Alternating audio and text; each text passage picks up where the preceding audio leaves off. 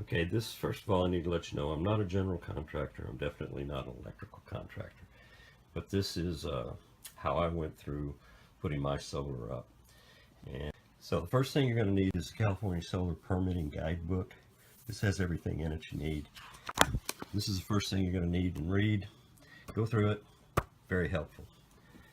Okay, these are my plans that I turned into the city. As you can see, there's just a series of boxes that need to be checked, questions answered. There's some calculations in here for your trusses, structural calculation. I used the quick rack base mount PV assemblies. Very good. This is just the spec sheets. These are the base mounts, spec sheets. These are my drawings that I took into the city. What I have here is my equipment summary, which I said like a 4.48 kW DC system. These are all my drawings, and these are the governing codes. This was done in Google Maps. Take it to a PDF and then draw in it, and I can't even remember how I did it. But this is the general location map, vicinity map, and this is my house, and these are where the modules are all going to sit. This is the original plot plan of my house and where the modules sit. Okay, this is my site plan. I talked about the junction boxes and where they're at. 3 of them. And these are the location of my panels. 16 of them. And as you can see, I can say how many I got. And one thing that's really important for this city, in fact, was that you need to put your fire setback in here. There's a 36-inch fire setback from the ridge, and there's an 18-inch fire setback from the hips. So I made sure I had that all on here. And then, like I say, these are my my base mount assemblies. A drawing like this helps you do a takeoff, a material takeoff of all the material you'll need, the base mounts, plus your cabling and your conduit, your wire. This is my array layout. Again, this will also, I just kind of separated them and blew them up a little bit. Again, this is all done in Microsoft Word, believe it or not. Just cut and paste symbols, lines, arrows. So, not that difficult. Okay, and these are my, this is my signage and placards. And this right here is a structural. This is my roof. Again, this was done in Microsoft Word. Then I've got my flashing detail. This is cut and paste from the quick mount PV system. And this is my roof structure. And this basically just shows that I'm going to attempt to hit the rafter in the center. Based with some modifications in Word. It is my roof attachment pattern. I just said I'm going to put them all up. I'll put them on each rafter. This is my electrical one line that I really like. I did this all in Word also. Right here's the module detail showing the module, the inverter, the trunk cable, and the grounding. And here I have my inverter ratings, notes for the inverting circuit. I've got my placards and signs. Put it out in here. This is my conduit schedule and conductor, which these all relate to these on my one line. And here's my one line with my different circuits. I have 2 circuits, and these are my conduit and wire schedule up here. So I'll come down from this circuit, tie into a junction box, and then from this circuit, tie into a junction box. Take it, this is on the roof and this is below the roof, take it right to my combiner box, then over to my AC disconnect, then to the meter and the ground, and have that all connected. I hired an electrician to do all this, and I went over it with him, and it's pretty straightforward. And I also walked him through the system that I was going to have. Okay, I used the quick rack PV mount. Here's an installation manual. This tells you everything you need to know, how to do it, how to line it up, how to level it, and then I have the installation manual for my microinverters, the S280s from Enphase. Okay, after all my drawings are done, I went in and did a material takeoff. This is my takeoff, and developed a material list. And who the vendor was. I called Civic Solar out of Oakland, California, who is very good. They were very helpful. And I told them I was going to put this out to competitive bid, and I was just getting individual prices for it. So I put this together, sent it to them. They sent me back a price, and it was cheaper than any of the online stuff I could get. And so I just went ahead and started the order and process. Again, Civic Solar out of Oakland, California, very reasonable and very helpful. They did a good job. Okay, these are my quick mount PV base mounts. There's 6 in each box. This is what they look like. That's the flashing. These are the base mounts and the screws. And I've got some clamps that go with it. I've got 2-inch and 8-inch clamps. They're just like this. This with the screw down through the roof. So it's supposed to take about 30 seconds to install them. We'll see. It'll probably take a lot longer than that. Okay, here are the tools you need to start installing these base mount assemblies. There's my drill with an 1/8-inch drill bit on the end of it. There's a 1/2-inch socket. This is my flashing. This is my shingle roofer. What you need to do if you're going to put it under this shingle, to overlap here, you need to come up all the way under here. And here, it's also called a nail puller, and it'll get underneath there and just grab hold of it and pull the nails right out. You really got to have these. Flat bar doesn't really work that well. And then you've got the caulking. What I usually do is after I've got it ready to go, I'll put a bead of caulk right around here, and I'll also put one right over the pilot hole that I've drilled in with my drill, and that'll get a good seal. Okay, once you've drilled your hole, your pilot hole, set this on top of it. Now you need to set your base, your mount, and that sets on there just like this. And you get a screw that goes in there just like that. Screws all the way down. And when you're done, this is the little weather protection that goes on top. Now on top of this right here, it'll be setting like this or like this, and you've got a bracket. And this fits on here right like this. Just slides on, and that holds your module right there and there. They also have the 8-inch brackets where you can use to bridge 2 modules together.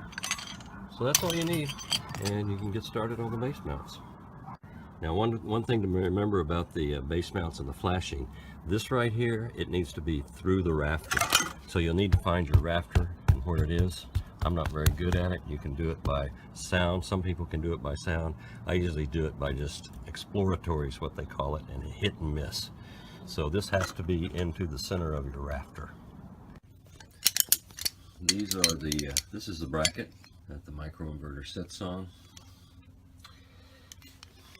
And just like this on the panel. And then this clips onto the panel. This will go in between that and that. So I'll show you how it works. Getting ready to put my Enphase S280 microinverter onto one of my panels. I'll show you how this is done. First of all, what you got to do when you unpack these microinverters is you need to unpeel this little barcode here again. And I'm going to put this one on the array right there. So there's my first leg. This will be my second leg, which is circuit 1. And this is my third leg, which will be the second circuit. There's my S280 microinverter. So I'll put that on my panel, and then that panel goes up. Okay, there you have it. I mounted the Enphase microconverter onto the bracket. And this is pretty simple. You create space between this part of the bracket and the inverter, and you catch the lip right there of the module, and then you place this bracket right on top of it, finger tighten it down,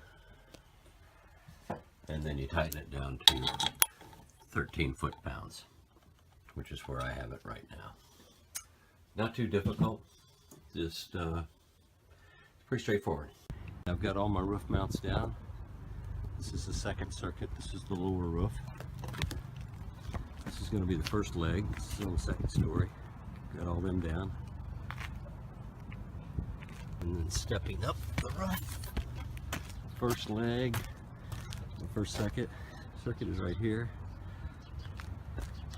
As you can see, I've already got one of my panels down. And that's just testing it out. Seeing how everything fit. I got my trunk cable all laid out. I got 3 landscape. That's good. That's good. That was quick. This is the third leg. We got 3, 4, 5, 6, 7 panels. I just got them done today. And the first leg is up there. And that's the second leg that's going up sometime this week. This is where the second leg is going to be. I'm going to have 3 landscape, 3 portrait. This is the first leg. So this will be a circuit. There's a junction box. I'll have a conduit running up to there. And then this one will take it down to the panel on the side of the house. So, almost done. And up here, up there, then I need to splice that in with that one and then connect the 3 portrait. There's the third leg.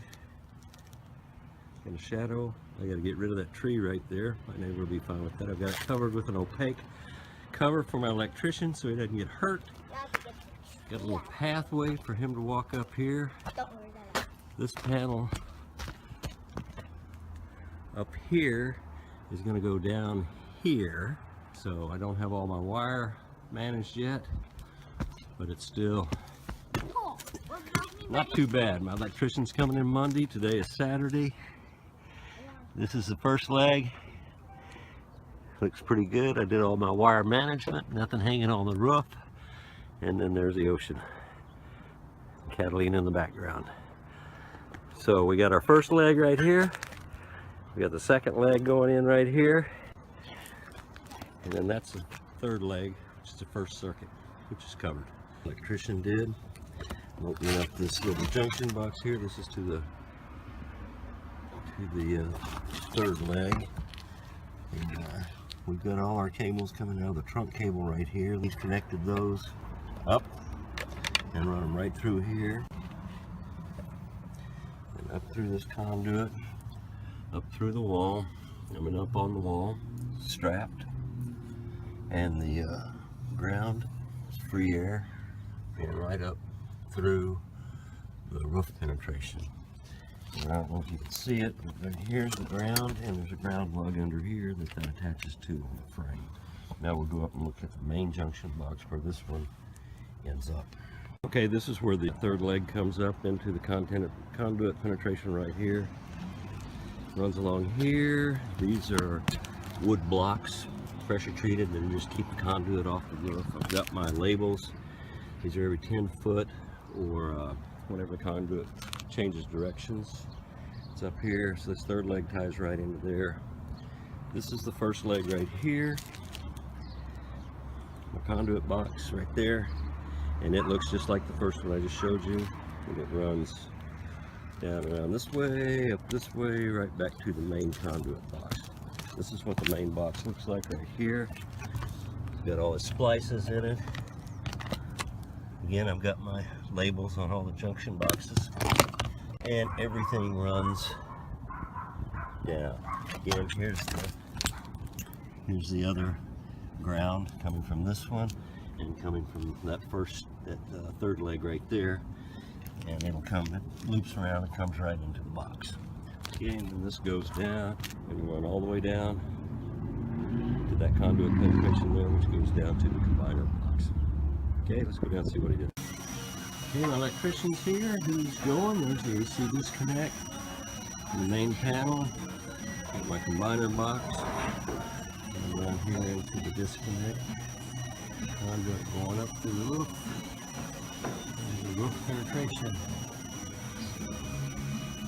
Making progress, making progress. This is the first day here. Here's my electricians. Right here, electric.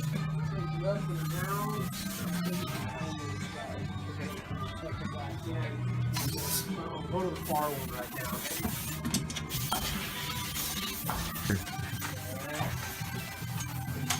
Right here, electric out of San Juan Capistrano. Highly recommended. Nice. Okay, I'm going to show you what my electrician did here. This is the AC combiner box with the placards and stuff on it. And what we've got here, this is the conduit body where all the two circuits come down. The two circuits right there. They come right in here, and the red and the black. There's one circuit. There's one circuit. There's the other circuit. And then the white, which is a neutral, runs right up to this bus bar. And then these three come out. And they run down, right through here. And then they come down and they go over to the AC disconnect right here. And they're wired into a couple of breakers in there. And then from there, there's two wires that are wired right in here. And that's basically it. He did a really good job. I like the way he keeps his wire nice and neat. So, okay, this is my splice kit. We're going to attempt to do this. I've got my wire cutters. What I'll do is I'm going to cut this trunk connection off about right here and splice these two wires together with my connector. I'm not going to go through the whole thing, but I'll go through a few steps. Okay, here goes. Okay, I told you I was going to go through a few steps with this splice kit here. And this is the way it comes. This end comes off here. It goes onto one end. This is your, all the wires come in together and connect, and this goes on the other end of the cable. Now let me open this up for you and I'll show you what this is. Now, this just kind of opens up like this, and it's just got places to land your 3 or 4 wires right in through here. 3 there, and one for the one on top. That's what I had. I put my ground on the top, and then what you do is you just put these together like that. After you tighten them down, you got to tighten them down with I used a little screwdriver like this. Just tighten them down as far as you can get them, and then you'll have both ends connected. They'll go back in here, this one back in here, screws together, and then just tighten it down. Tighten it down. There you go. You got a nice splice kit. Here you go. I'll show you right here. There you have it. Not that difficult. These are nice little splice kits. Okay, here's the final installation. This is what the panels look like right over here. That's where I was going to have the Envoy, but it doesn't work in there. It's too far away from my router, and it's not supposed to be in a metal box. So what we've got right here, this is the AC combiner box with the placards on it. I showed you the wiring of this inside earlier. Looks good. And this is the it's the main panel. This is the placard that San Diego Gas and Electric wanted me to get. I mean, it's their specification. It's either got to be riveted or screwed in with a little map showing where everything is. And then that's my AC disconnect. One thing the city inspector wanted us to do, we had the ground ending in here. He wanted us to bring it from this box all the way down right to here and into a ground rod. And then from the ground rod, we brought it in here, right up to here, and landed it on the panel, so the panel is now ground. This panel was originally ground to a strap in the footing in the foundation. So that's what the inspector wanted us to do. They like to see the ground rods.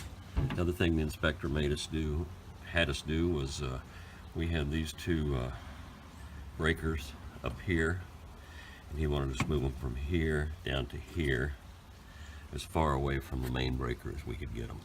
And that's about as far away as you can get them. I also had to put those little labels on there just to make them happy. And it made them happy because it passed. So this is the final look. I think it looks pretty good, not too bad. And we'll go up and look at the final installation of the panels. Okay, here's the final installation of the panels. This is the first circuit, the third leg. Then we've got the second leg up here, which is part of the first circuit. Looks pretty good, all the wires managed. And then we've got take a look at the first leg. And this is the first leg, first circuit. So the first leg, second leg, and then that's the third leg down there. And again, all running down to the combiner panel. That's it. I figure this is going to be about a 5 to 6 year payback. I produce about 19 kilowatt hours on a good sunny day in the winter, and we use about 21 to 22, so it's not going to take long to get it paid back. 5-6 years, I'm pleased with that. It's producing a lot better than I thought it would. In the summer, it should pretty much take care of most of our electrical use. So there you have it. I'm going to do a second video probably to show the onboard and the hardware and the software on how we manage these things. So if anybody likes this, then I'll do a second.